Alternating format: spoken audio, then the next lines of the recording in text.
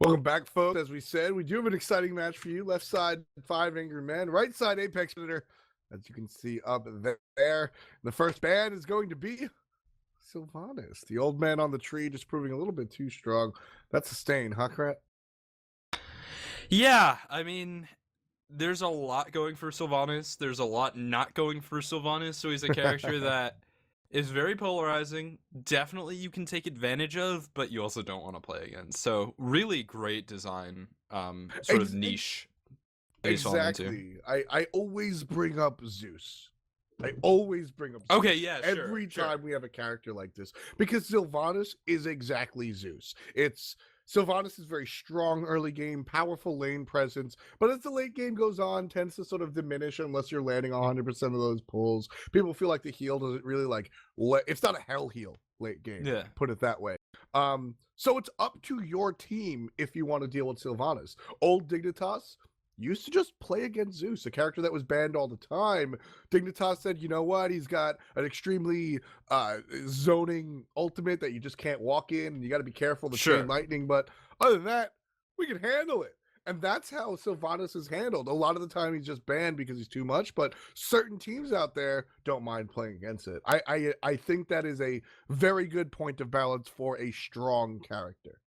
Well, speaking of a point of balance, 5 Angry Men is balanced all around their jungler, Homofe. Hovering on Thanatos, but gonna go with Thor. He's gonna be a big presence in the early game. But just to touch on your recent point, I feel like Sylvanas is also just tuned perfectly. Or not, I don't want to say perfectly. I think he's like 5% too strong, right? Like just a little bit too much. Old Zeus, the example you're using, maybe like 10 to 15% too strong, just like a little bit more. And current Zeus is like 15% too weak, but it's still there. Like Zeus will still kill your entire team. Yeah, it's just not worth it. And so maybe he just needs a little bit more to maybe be there. But I love seeing characters like that. Vulcan used to be the same way. Now everybody can play him, so I don't know when that happens. Like Vulcan was always hard, and he's always been good. A lot of people, myself included, just didn't realize it. Oh man, I was such a naysayer. And I maintain that at the time, overall Vulcan was not good. Like the way he was being played. No, the way he was being played, he was not worth picking in a lot of ways for most people. Now people who are playing Vulcan are killing it, but it's the advantage. What Vulcan brings is so unique. He's got poke, he's got 4 damage abilities, he's got a little bit of control, but you don't have the mobility or the utility of some of the other characters. He's got sort of soft utility, right? Like his ult is for zoning, and his turret is for zoning, and his backfire moves you a little bit, and his magma bomb displaces people, but it's not like you have an Isis ult or a Yanis ult where it's like, look at this clearly obvious utility. So I need to point something out. Yeah.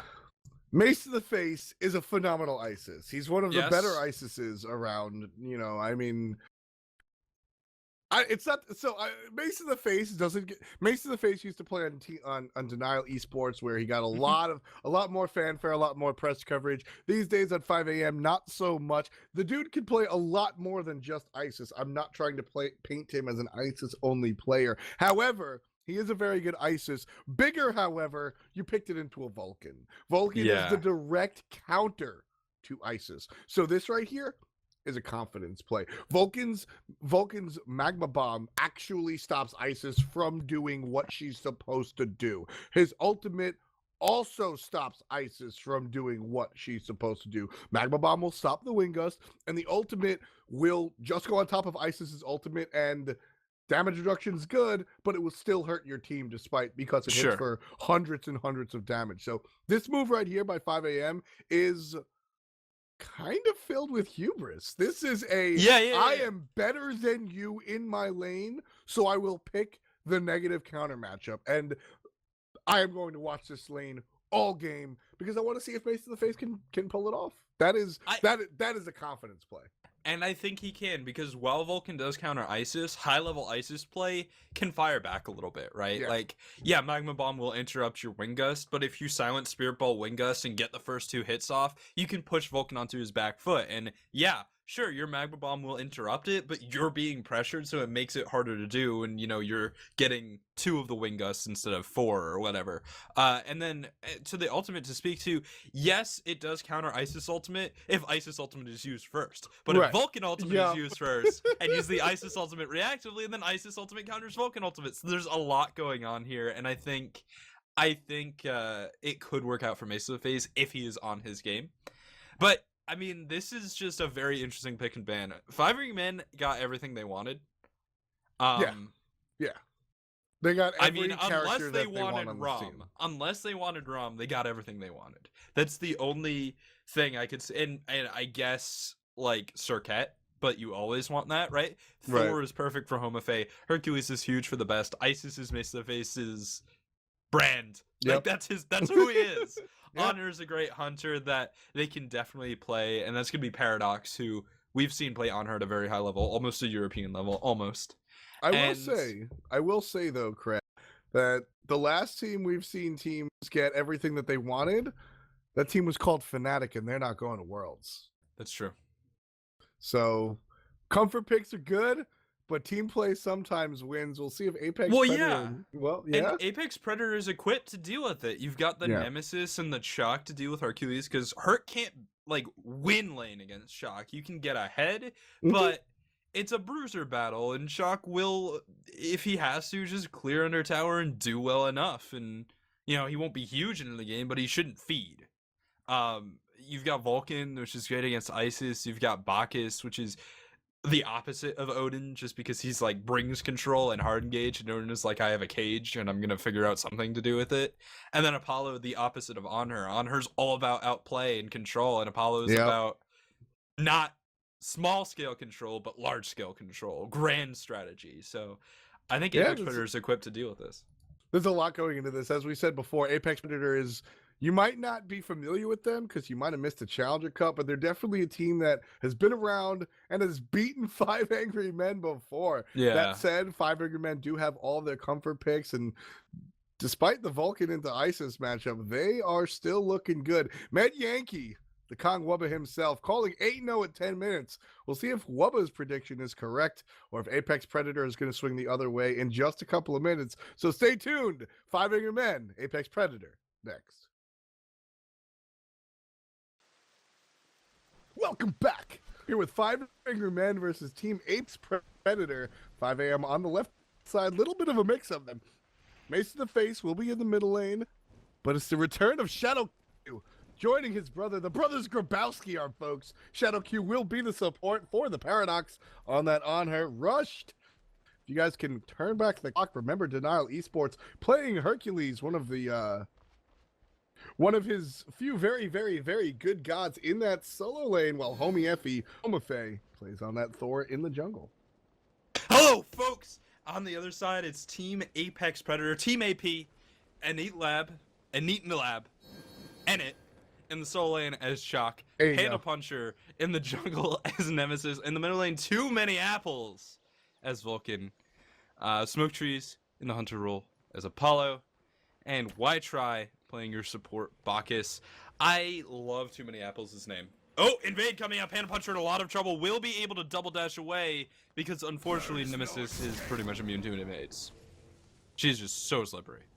Yeah, she can get out of a lot of different problems. Let's talk about this Team AP because, like I said, Rushed, previously of Denial fame, the Paradox we saw at our regional championship land. Homofae just barely missing that Shadow Q, obviously Dignitas and Mace to the face, sharing that Denial roster with Rush. Team Apex Predator, a little bit more unknown. Panda Puncher, very good player in his own right, despite the ridiculous name. Same thing with Too Many Apples. These are players that, honestly, we've seen sort of grow up and become better players. Right-hand side, speed buff just being stolen by 5 a.m., and Mace to the face not able to get those mids. Oh, this is actually a perfect play from Apex Predator. They've come out on top here. So what's going to happen is that Mace to the face is going to pick up experience through the wall. So he gets experience from one camp, but Nemesis solos the back Harpies and Shock solos the mid Harpies. Blue buff stays up. It's a perfect play. And when you look at the experience, it is significantly in favor of Team Apex Predator. Give it a few seconds so we can get wave to wave, but it's going to be probably about 200 to 300 experience. It will fluctuate back and forth at this point in the game because waves die, they're worth about 500. Mace of the Face also having a little bit of trouble getting into this mid lane against the Vulcan, so that's going to be also a good sort of like ripple effect situation from that invade. But that right there just it shows you the experience. Is Apex Predator a better team than 5 Angry Men? That remains to be seen, and that's what we're here to watch. But the response to that invade of we're just going to take the speed buff was perfect. And that's just reps in the gym crit. They've seen it before and they're ready to react. And that's knowledge of the game, knowledge of the map, and just, well, a great counter initiate. Love the way that played out for Apex Predator. Now there was we should mention 5 Angry Men is the like sole remaining thing in the Denial lineage. This team is all about early game, especially invade. So dealing with their early game is incredibly important. This Team AP has that down. Now they just need to nail their transitions. But on the right hand side, the invade, the use of Hand of the Gods there from Enit and Panda did actually result in their blue buff going down, which is just an unfortunate side effect because, well, Hercules and Thor walk into your jungle with 2 hogs and you have 0. You don't get blue buff. Just don't get blue buff. It's very true, and we're in that solo lane, the Shock. If you're gonna lose blue buff, you want to lose blue buff on Shock. 5 Angry Men gonna go ahead and invade again, picking up the red buff. This time we don't see as calculated a response from Apex Predator. Panda Puncher's here, but he's only 1 man against 4, so not much he can do. As we said, the first response to the invade on the speed buff was almost textbook. If they could have saved that hog in the back harpies, that would have been perfect, but what can you do? But this response to the red buff, or lack thereof, just wasn't as good. So it's going to be a little more rough. 5 Angry Men still ahead by a little bit as far as gold is concerned, but not enough to really make anything notable. It's more about the buff that's missing than the actual experience at this point. Yeah, it is, and it's important to mention that invade was courtesy of Mace of the Face playing Isis very well and forcing too many apples back to base. Yes. If that was a 4v4, Team Apex Predator probably would have contested and they would have done fine, but it wasn't because they didn't have their Vulcan there. And there's conversations of how that contestation would have gone, but it was basically free. Y-Try, I believe, is going to get the Harpies away from Shadowq there, winning on the left-hand side as Panda Puncher wins on the right. So it's still looking good for Apex Predator. And here's the thing, when you're up against 5 Angry Men, you should fall behind in the early game. That is the expected course of action for you to be down 500 to 1,000 gold going into the mid game. Thor's up, left-hand side, Smoke Trees is alone, jumping in is on her,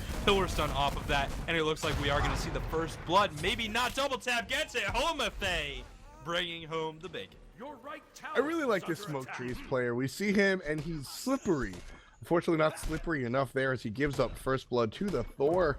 Just not barely able to get out. Ultimate in the mid lane, not going to hit much of anything. Mace of the Face slow or stunned just a hair. Y-Try.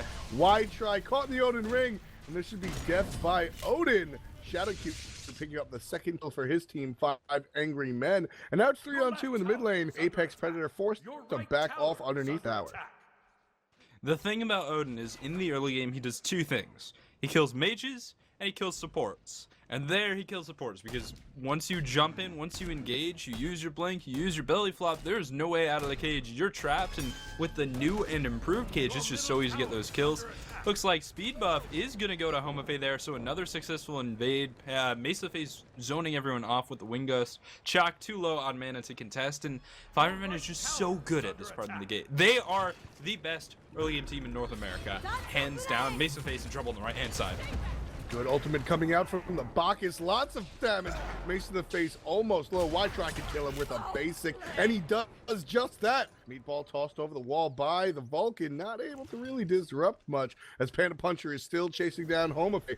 Shadowq is going to provide some distance, just popping that Raven shit enough to really deter people from coming in and harassing his jungler. Apple's just not Paradox able to left-hand side, poke. Pillar Stun, Desert Fury gets the kill. And that is what happened when you give on her to a European hunter player. Even though he's from NA, he plays on her.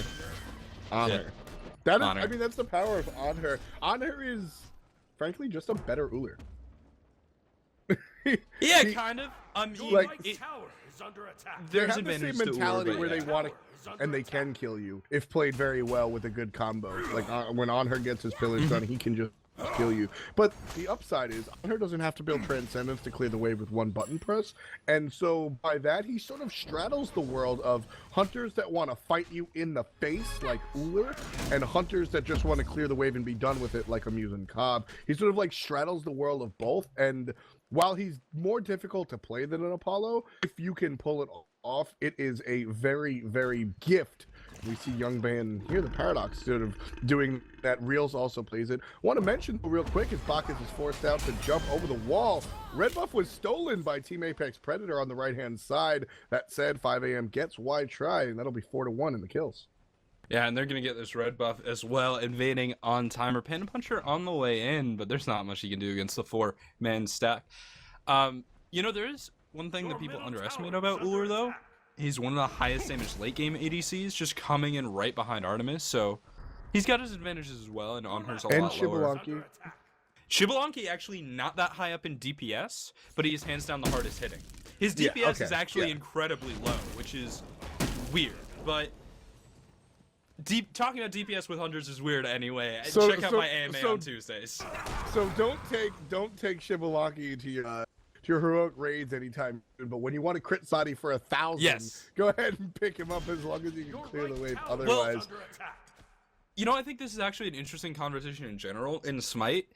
DPS is the stat that people use in games to talk about how fast you can kill someone. But when you're playing a MOBA and when you're playing a shooter, I think you really want to be talking about time to kill, which is a different stat and is much more relevant because there's swing timers, right? So if you do 2,000 damage to someone who has 2,100 health and you have to wait 1 more second for your swing, your DPS effectively plummets. Your time to kill plummets, but your DPS might be high. So there's a lot going on there. It's really complex math. Check out my AMA on Tuesdays.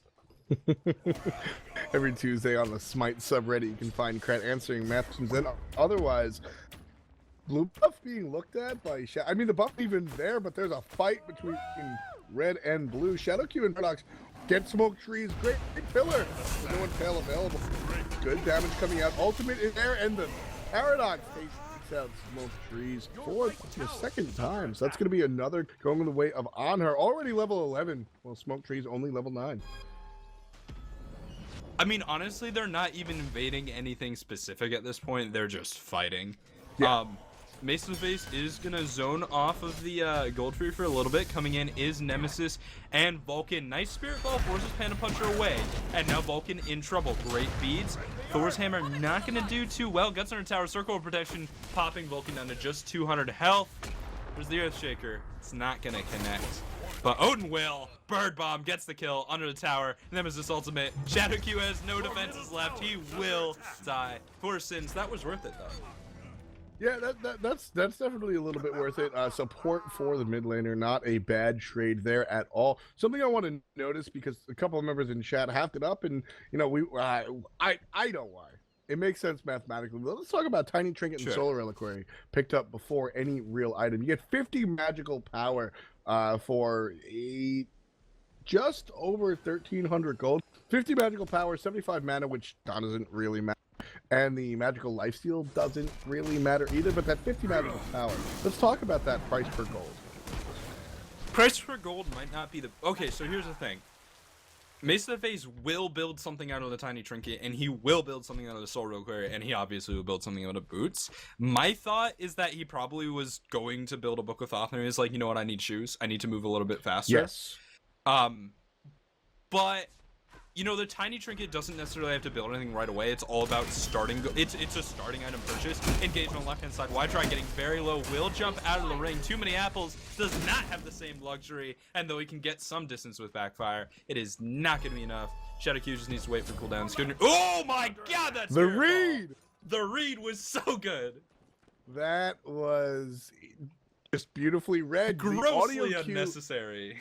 No, I mean it's Mace to the Face understanding. It's not Mace to the Face understanding ISIS. It's Mace to the Face understanding interpersonal relationships in Smite. Like when you hear the audio cue for the ability, you assume that you will juke because of the audio cue. He fired where he was not. Audio cue was given. Vulcan was forced to move, moved into the path.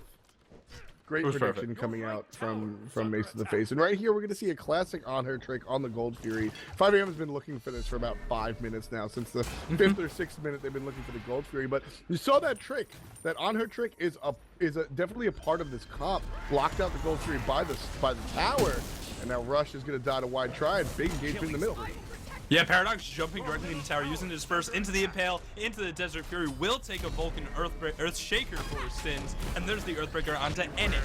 Trees will jump in, but he's trapped in the cage and unable to chase Homofae as Ennet goes down outside the first tier tower. Shadow Q doesn't really want to smite Cloak Tree. He's just going to use his patented jukes. There's the Spirit Ball to connect, there's the Bird Bomb to connect, and that Smoke Trees has to run for his life. Probably going to die. Driving Strike misses, Rush is going to have to back off, unfortunately, missing that one. Yeah, they're going to go ahead and siege this mid lane. Going back to that Gold Fury pull, you can block the Gold Fury with your pillar. And that's exactly what we saw there. That's why they were allowed to get so much damage without taking so much. Not able to get this tier 2, but the 1 goes down, no problem. Almost 12 minutes into this game. It's 11-2. A little bit lopsided here, folks. 5 angry men leading by 7,400 gold. If you're just joining us, Team Apex Predator, one of the lesser known teams, but definitely one of the teams that can and have put up a fight against this 5AM roster. Today, not so much, trailing by 9 kills. 5 Angry Men's early game just too strong as they are up, as you mentioned, 9 kills, 6,000 gold, 7,000 experience. And the amazing thing about 5 Angry Men's early game is they keep their experience and gold advantages so nicely even. Not many teams do that. You'll see 4,000 gold and 8,000 experience, but 5 Angry Men just knows how to farm while they're killing everybody. They like that feng shui of the matching graphs. Yeah, you know, feng shui is a science. Mace to the Face picks up another kill against his opponent, mid laner Vulcan. Here comes Homofae, no tower to fall back on to Apex Predator. Bad stun, but worse wall as it could be jumped over by Wide Triad. That's going to allow the Bacchus to get away, despite the fact that 3-2 numbers right here in the mid lane. But 5 Angry Men, we talked a little bit about this. They're an offshoot of the Denial lineage. They have a great early game that is on the label. Teams know that coming in, but mid game, we've seen them fall a lot because they just can't keep it up. Team Apex Predator not quite out of it, although Smoke Trees might be. How do they hang on here? Do they wait for 5 Angry Men to slip up because they're quote-unquote supposed to mess up the mid-game? Or do they have to do something themselves to really alter the state of this game? They need to wait and all in. That is their sole remaining option at this point, right? So Team Apex Predator is down a lot of gold, they're down a lot of experience, and is almost too much. They are almost at the hard breaking point, and if this left tower goes down, they might be. What they need to do is they need to sit under their towers, they need to farm defensively, they need to give up everything they think they can until eventually they say, this is the best fight we're going to get before it's too late, and they go completely all in. And if they lose, the game's probably over. If they win, they might be able to come back, but that's pretty much the only chance at this point, right? If you just give up more things, 5 Angry Men will just get more ahead. You have to fight, you have to do it soon, you have to do it right. And that's hard. Yeah, I mean, definitely you want to fight a 6-on-5 at the very least. The 6th member being, of course, an objective, whether it's a tier 2 tower or a Phoenix. I stress tier 2 because it's not worth the gamble over a 500 gold tier 1 turret. You really want to do that over tier 2. Right now, on her being aggressed 2v1, dodging a lot of Smoke Trees' shots, so not able to really take too much damage. Leaves an engagement with 2v1, 85% HP. So the Paradox, very, very confident in his juking abilities, able to just walk back in the lane, no problem. Well, Goldfury not coming up for another minute. Rushed and Solin has actually not been able to take too much advantage of this chalk. He's only up 1 level, and considering all that has happened, it should be a down little comes more the chalk. Thor. Mid lane, too many apples gonna go ahead and fall to the wayside from Homofae. Unfortunately, just way too quick for anyone to even realize Team Apex Predator lost their mid laner again. It's gonna be his 5th death. So we talked a lot about how this Vulcan is a straight counter to Mace to the Face's Isis. Well, scratch that. Vulcan is a counter to ices. But Mace to the Face seems to be doing very well against too many apples. And I mean, that's the core of the game, right? There are counters on paper, but when you're better than your opponent, you're just going to win that matchup. Or when you have a Thor in the jungle piloted by Homofe to come and help you out all the time. Homofe, and that's not saying that Mace can't perform on his own, and it's not saying that too many apples is just a worse mid. It's just sort of like Homofe has been incredibly impactful in this middle lane because he's applied pressure where it needed to be. Mace is great. He can probably deal with the Vulcan counter matchup as Paradox gets a kill on the left-hand side. Actually, Paradox very low. Gonna run into the Vulcan, finds the Magma Bomb. Great wall from Homofe just to support his mid laner. Paradox needs to juke. He's able to get it. Now life stealing off the creeps, has dispersed, but not using it just yet. His Shadow Q is going to be showing smoke trees to him, and Paradox jumping in, finds the impale on the wall. This should be a kill. I love the play smoke trees get against Shadow Q.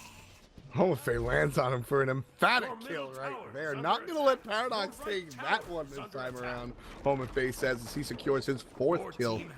404, not only a slash line for Thor, but also name of one of the teams coming out of our Latin American region. We'll be seeing Team 404, name not found, at the World Championships. Their Brazilian counterpart, of course, known as We Love Bacon. But 404 this time around going to be Homofe slash line, taking 1 kill away from the Paradox, who's sitting 408.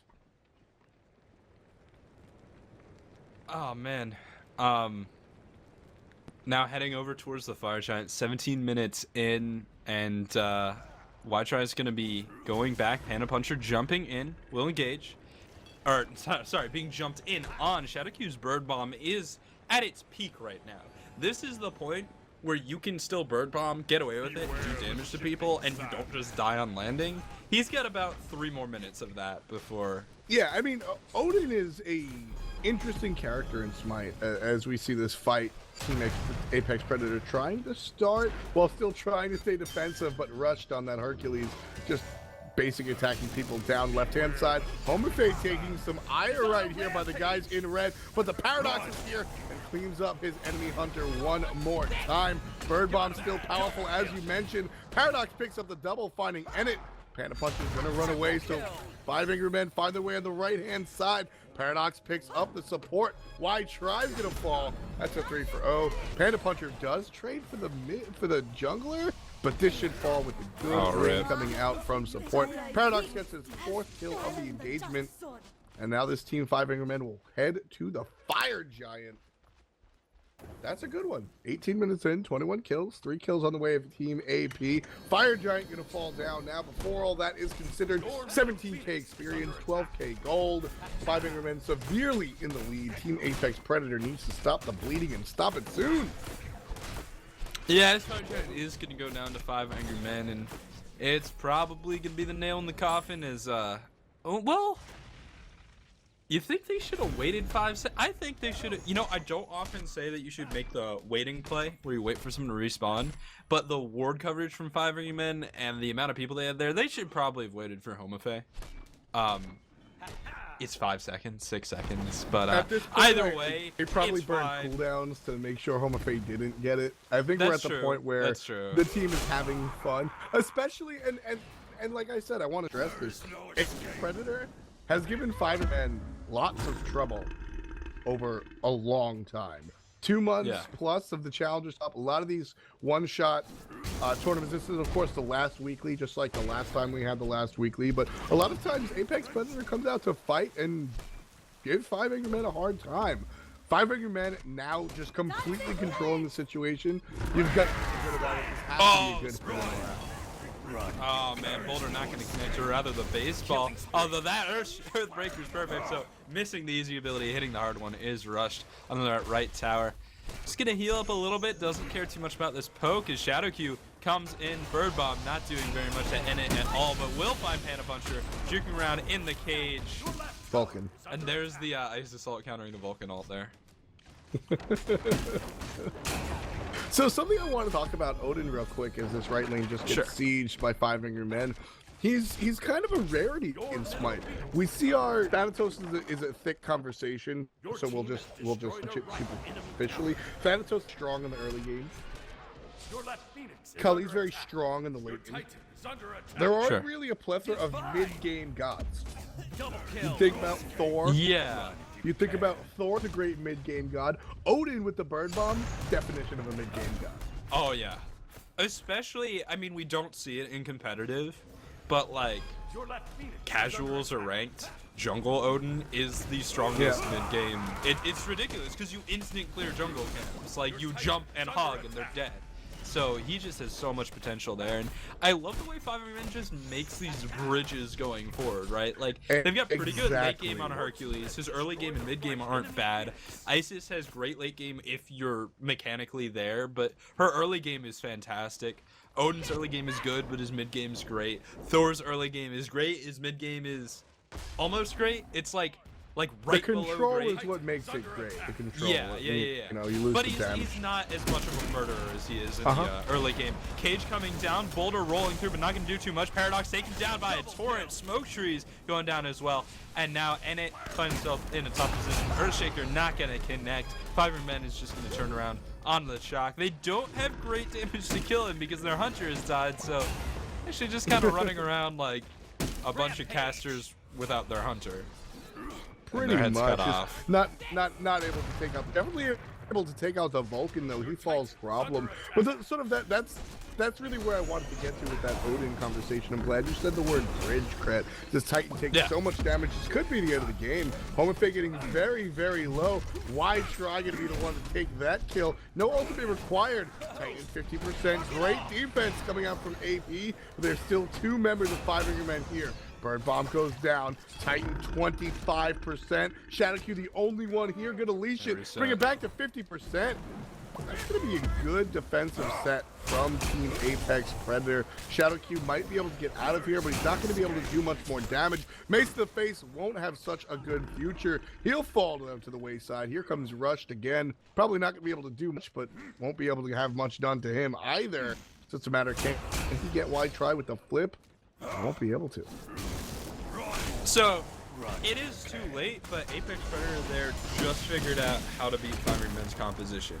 You kill the Paradox, and then they're just sort of like, well, we don't have any damage.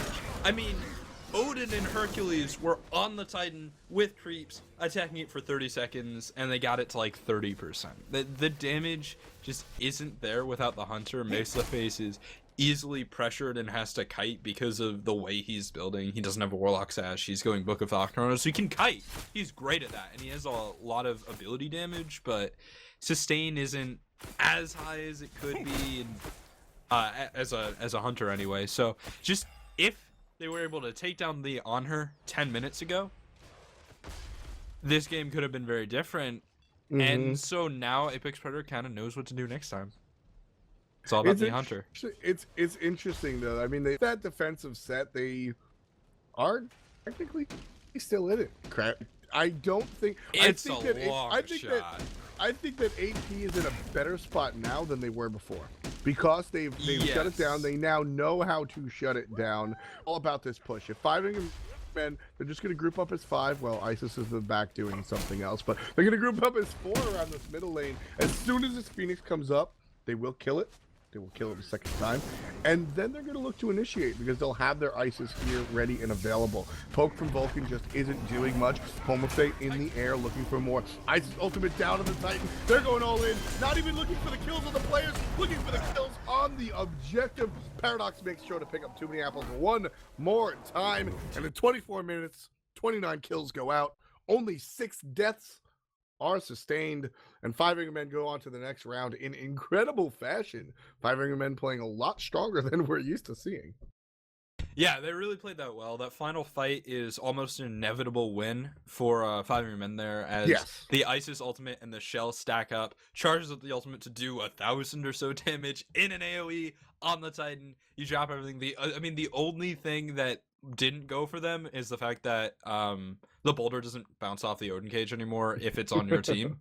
So they needed a pillar if they wanted to bounce the boulder, but like you cannot not win from that point if you do it right. Heavenly Agility, Thor ult, Isis ult, Shell, game over.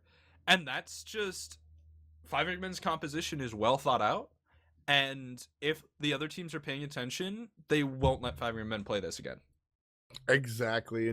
Two things I want to mention. This was just Fivinger men being very confident in their picks. I mean, ISIS just is a negative counter to Vulcan. You lose that matchup, but player skill matters just so much in this game. At the end of the day, Mace to the Face was able to win against Too Many Apples Vulcan. Just he has so much prowess on ISIS and is able to really around those meatballs. If those meatballs hit, Bomb was able to hit ISIS, we'd see a much different laning phase. Thus, a much different fight by by extension. Because Mace to the Face was able to pilot his ISIS so well, it was just able to outstand it. And touching upon that bridge comment that you mentioned, we talked a lot about Denial, or this time around Fivinger men being incredibly early based. That's what they're known for. Yes, that's what they're known for. So they pick up an Odin and they pick up a Hercules or they pick up an Odin and a Thor and sort of bridge that from the early game to the mid game,